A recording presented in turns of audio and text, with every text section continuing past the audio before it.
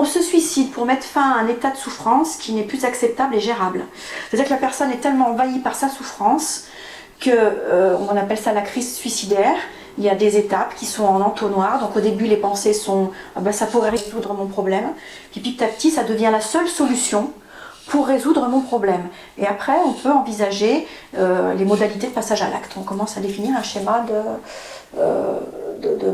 pour mettre fin à ces jours. Cette crise suicidaire peut durer plusieurs semaines, hein, elle s'étale dans le temps. Mais on se suicide, alors que si c'est à un autre moment, on ne choisirait pas de se suicider. En fait, c'est quand on est en situation de souffrance insupportable que se passe cette idée où le suicide constituerait la seule solution pour mettre fin à cet état de souffrance. Pour ne plus souffrir, c'est d'être mort, ne plus exister. Ça, c'est une première chose qui se suicide, c'est autour de la souffrance. La deuxième chose qui est très importante, le deuxième élément, c'est que 70% des cas de suicide sont dus à la dépression, non diagnostiquée et non traitée. Donc il y a un énorme travail à faire.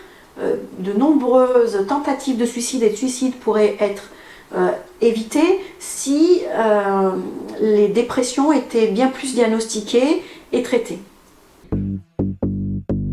En parler, c'est déjà revivre.